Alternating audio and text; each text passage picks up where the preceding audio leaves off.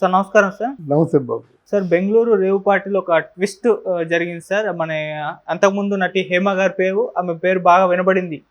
అయితే ఆమె మాత్రం నేను అసలు పార్టీలో పాల్గొనలేదు, అక్కడ ఎవరెవరు వెళ్లారో నాకు తెలీదని చెప్పేసి ఖండించింది ఆమె. కాకపోతే ఇప్పుడు బెంగుళూరు పోలీసులు మేము అరెస్ట్ చేసిన వారిలో హేమ అనే ఒక అమ్మాయి ఉన్నారని చెప్పేసి ఒక ఫోటో లీక్ చేశారు. అది కూడా హేమ గారిదే.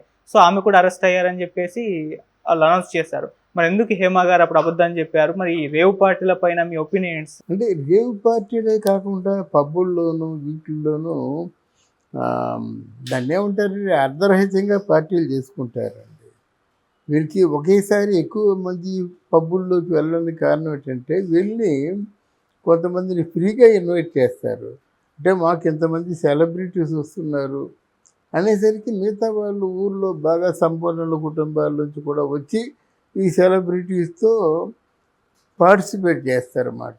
దానికి ప్రధానమైన కారణం ఆ హోటల్కి ఒక పేరు, ఆ హోటల్ తాలూకు ఉనికి అందరికీ తెలుస్తుందనే ఉద్దేశంతో ఇటువంటివంటివి ఏర్పాటు చేస్తారు. ముందు కొంచెం ఖర్చు పెడతారు, ఖర్చు పెడితే దాని పబ్లిసిటీ బాగా అవుతుంది. నెక్స్ట్ బాగా అంటే ఎక్కడైనా క్లబ్బుల్లో కానీ పబ్బుల్లో కానీ ఇట్లా రేవ్ పార్టీల్లో కానీ తర్వాత బాగా లక్షలాది కోట్లాది రూపాయల ఆస్తులతో అది అభివృద్ధి చెందుతుందన్నమాట. ఇక్కడ కొంతమంది ఫ్రీగా ఉన్నవాళ్ళు, బోరు కొట్టిన వాళ్ళు, కొంత ఈ అలవాటు ఉన్నవాళ్ళు, అంటే పార్టీల్లో పార్టిసిపేట్ చేసే అలవాటు ఉన్నవాళ్ళు, వీళ్ళందరూ రేవ్ పార్టీలకు ఎందుకు వెళ్తారంటే లింకులు ఉంటాయి. ఇప్పుడు మా ఫ్రెండ్ వెళ్తున్నాడు, మా ఫ్రెండ్తో పాటు నేను వెళ్తాను. నేను వెళ్తున్నాను, నాతో పాటు ఇంకో ఫ్రెండ్ వస్తున్నాడు, ఇంకో ఫ్రెండ్కి ఇంకో గర్ల్ ఫ్రెండ్ ఉంటుంది. ఇలా లింకులు ఉంటాయి. అందరూ లైక్ మైండెడ్ కదా. ఇక్కడ ఏముంటారులే, ఊరికే బోర్ కొట్టేస్తుంది. ఆ బెంగళూరు వెళ్ళి ఒక 2-3 రోజులు పార్టీలో పార్టిసిపేట్ చేసి మళ్ళీ వచ్చేద్దాం, మళ్ళీ ఎప్పుడో కదా సంవత్సరం తర్వాత వెళ్తాం అని వాళ్ళు చక్కబెట్టుకుని వెళ్తారన్నమాట. వెళ్ళినప్పుడు ఇక్కడ ఏంటంటే కేవలం మనం అనుకున్న వైన్ మాత్రమే, అది వైట్ వైను ఇట్లాంటివి దొరుకుతాయి అనుకోవడం భ్రమ. వీళ్ళకి అంతే కదా, జిన్ను తాగుతారు. మన ఆడవాళ్ళు ఎవరైనా ఉంటే కదా వైట్ వైన్ ఉంటే తాగుతారన్నమాట. కానీ అక్కడ అవి దొరకవు. మళ్ళీ ఆల్మోస్ట్ ఆల్ రేవ్ పార్టీలో తాగవలసినవి తాగుతారు. కొకైన్ ఉంటుంది, డ్రగ్స్ ఉంటాయన్నమాట. ఎందుకంటే అందరి మధ్య ఒక విధమైన సమానత్వం కోసం వాడుకునేటువంటి ఈ ఈ డ్రగ్స్ మాట. కొకైన్ ఉందంటే వేసిన తర్వాత ఇంకేముంది, ఆ మేనేజర్తోనే ఒరే అని మాట్లాడతాడు, ఇక్కడ హీరోయిన్ అయినా ఈసై అని మాట్లాడతాడు. ఇంకా భయం, ఎక్కలేని భయం పోతుంది, ధైర్యం వచ్చేస్తుంది అన్నమాట. తర్వాత హుషారు, ఆనందం, చెప్పదెబ్బ కొట్టినా నవ్వే, కొట్టకపోయినా నవ్వే మాట. ఇటువంటి విచిత్రమైనటువంటి చేష్టలు చేస్తారు కనుక, అంటే మామూలుగా ఈ మత్తు లేకుండా ఉంటే మాత్రం స్పృహ లేకుండా, అంటే ఈ మత్తుతో కూడుకున్నటువంటి మైకం లేకుండా ఉంటే మాత్రం వాళ్ళు చాలా దూరంగా ఉంటారు. కానీ ఇక్కడ మత్తు అంటే కాసేపు తన ఉనికిని మర్చిపోదాం అనుకున్న తీసుకున్న మత్తు అందరికీ దగ్గర చేస్తుంది, అందరికీ దూరం చేస్తుంది. ఇక్కడేంటంటే మత్తులో ఎవరినైనా గట్టిగా పట్టుకోగలడు, ఎవరైనా ముద్దు పెట్టుకోగలడు, ఏమైనా చేయగలడు. అది వాళ్ళకు కూడా బాగానే ఉంటుంది. వాళ్ళకి కావాల్సింది ఏంటంటే డిఫరెంట్ క్యారెక్టర్ మనల్ని హ్యాపీగా మనల్ని అభిమానిస్తుంది ఇలాగా అని ఉంటుందన్నమాట. ఏదేమైనప్పుడు కూడా ఇక్కడ ఇంతకుముందు రేవ్ పార్టీలో ఎందుకు చాలామంది వెళ్తుంటారు కదా. మొన్న డిసెంబర్ 31న కూడా వెళ్ళింది. అయితే అప్పుడు ఎవరు పట్టుకోలేదు. అందుకని ఈ రేవ్ పార్టీలకి ఎవరో ఒకరు ఎప్పుడో ఒకసారి మామూలు ఖాళీగా ఉన్నవాళ్ళు మాత్రం వెళ్తారు. ఈ హేమకు కూడా వెళ్ళే అలవాటు ఉంటుంది. ఎందుకంటే కలివిడిగా ఉంటుంది, నలుగురితో నవ్వుతూ మాట్లాడుతుంది, అంతే హ్యాపీగా గడిచిపోతుంది. అయితే ఇక్కడ చిన్న అదేంటంటే శ్రీకాంత్ మీద కూడా ఒక వార్త వచ్చింది. ఆయన కూడా రేవ్ పార్టీకి వెళ్ళాడంటే అది ఒరిజినల్గా శ్రీకాంత్ అని మనం నమ్మలేము. ఆ జుత్తు ఏదో ఎలాగుంది, ముఖాన్ని ఇలా కప్పేసుకున్నాడు మాట. మరి అది నిజమో అబద్ధమో తెలియకుండా మనం మాట్లాడకూడదు. కానీ హేమ తొందరపడింది.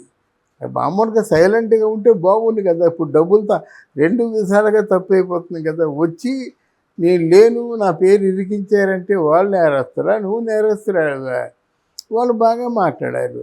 ఒకవేళ వచ్చినటువంటి అమ్మాయి, ఈ అమ్మాయి పేరు హేమ, ఈ అమ్మాయి ఫోటో ఇది, మీరు అవునో కాదో తేల్చుకోండి అని చెప్పి మాట్లాడారు. చాలా బాగుంది అన్నమాట అక్కడ. అది ఏమైనప్పుడు కూడా ఇట్లాంటి తప్పు అంటే అగ్గని తెలిసి చేయకపోతే పట్టుకోవడం, తర్వాత కాలిపోయిందని గగ్గోలు పెట్టడం కాకుండా దానికి అగ్గికి దూరంగా ఉండాలి. అది అనుభవం లేని వ్యక్తి కాదు హేమ, అనుభవం ఉన్న వ్యక్తి. తర్వాత ఏంటంటే ఆవిడలో బాగా గమనించింది నేను, నాకది స్వతహాగా పరిచయాలు లేవు కానీ ఆవిడకి ఆవేశం ఎక్కువ. ఆవేశంతో అనదగ్గ మాటలు ముందనేస్తుందన్నమాట. ఎంత దూరమైనా వెళ్తుంది, తర్వాత మళ్ళీ గమ్మున చల్లారిపోతుందన్నమాట. నేనంతే, నేను మంచిగా ఆలోచిస్తే నాకు అన్నీ చెడ్డగా వస్తాయని అనుకుంటుంది కానీ మంచిగా ఆలోచిస్తే చెడ్డగా ఎందుకు వస్తుంది, అసలు మీరు రేవు పార్టీకి వెళ్ళకపోతే మీ గురించి ఎవరు ప్రస్తావిస్తారు అనే దాంతో ఆలోచించుకోదన్నమాట అది. బట్ ఏదైనప్పుడు కొన్ని ఒక విధంగా నేను సూటిగా చెప్పాలంటే, ఇప్పుడు బార్లు ఉంటాయండి, ఆ బార్లు 12 గంటల వరకు తాగొద్దని బోర్డు పెట్టిన తర్వాత వాడు బైక్ మీద ఎక్కడ వెళ్ళిపోతుంటాడు. వాడిని అడ్డం చేసి వాడిని ఏదో ఎన్ని పాయింట్లు ఉన్నాయో చూసుకొని వాడికి శిక్ష వేయడం ఏంటండి. అప్పుడు 10 గంటల ముందే కట్టేసేయి. 8 గంటల వరకే తాగొచ్చు అని చెప్పు. బార్లు ఓపెన్ చేస్తావా బాబు? బార్లు ఎందుకు ఓపెన్ చేస్తున్నావు? తాగుబోతుల కోసం ఓపెన్ చేస్తున్నావా? తాగుబోతులు వస్తారని ఓపెన్ చేస్తున్నావా, లేకపోతే ఫ్యాషన్గా ఓపెన్ చేస్తున్నావా? తాగుబోతులు వస్తారని, ఏదో అట్రాక్టివ్గా వస్తారు, వాళ్ళు తాగుతారు, వాళ్ళు తాగితే ఒక ₹1,00,000 కలిసి వస్తుందనే ఉద్దేశంతో నువ్వు ఉంటావు. ముందు ఆపు చేసేలా ఉంటే ఈ కేసులు అయిపోయడం కాకుండా వాళ్ళని లైసెన్స్ అంటే మామూలుగా ఆపు చేయండి. 8 దాటితే షాపులు ఉండకూడదు అంటే బాగుంటుంది. కానీ ఓపెన్గా చేసేస్తే ఎవరికైనా మనసు లాగుతుంది. లాగిన తర్వాత శిక్ష వేయడం ఏంటి? కొనుక్కోండిరా బాబు అంటే ఎందుకు? వాళ్ళు కూడా ఊరకనే అమ్మటం లేదు కదా, బోల్డ్ అంత ట్యాక్స్ గవర్నమెంట్ కట్టి అమ్ముతున్నారు. వీళ్ళు ఊరకనే తీసుకోవడం లేదు కదా. మందు బాటిల్ మీద 4-5 రెట్లు పెరిగిపోతుంటే రేట్లు చూడకుండా తీసుకుంటున్నారు. వాళ్ళని శిక్షించడం ఏంటని నా ఉద్దేశం. అది ఏదైనా మార్పు తీసుకోవాలన్నమాట. సాయంత్రం 6-7 అయ్యేసరికి 50 అంతే. తర్వాత 6-7 దాటితే ఓ 9 గంటల తర్వాత ఎవరైనా వచ్చారనుకోండి, పట్టుకున్నారంటే అర్థం ఉంది. అదేం లేకుండా 12-1 గంట వరకు మీరు ఇట్లాంటి వ్యసనపూరితమైనటువంటి ఆడంబరాలు గల హోటల్స్ పెట్టుకొని మీ మీద కేసులు పెడతా ఉంటే అది అన్యాయం అండి. అది సో చాలా మంది నటీనటులు అంటే సినిమా చెందిన వాళ్ళు ఈ పార్టీకి అటెండ్ అయ్యారు అని చెప్పేసి అన్నారు, వార్తలు రావడం చూసాం. వాళ్ళు ఎవరి పేర్లు బయటకు రాలేదు, ఓన్లీ హేమ గారి పేరే బయటకు వచ్చింది. ఎందుకంటారు సార్? అలాగే వాళ్ళ పేర్లు అంటే వాళ్ళు ఏదో మేనేజ్ చేసి ఉంటారండి ఒకటి. తర్వాత వస్తుంది ఇది. ఇప్పుడు పేర్లు రాకంటే ఉండవు అన్నమాట. సహజంగా పేర్లు రాకుండా తప్పించుకుంటారు అంతే. Okay sir. వాళ్ళు పెద్ద సెలబ్రిటీస్ అనుకోండి, అవి పేర్లు లేకుండా తప్పించుకుంటారు.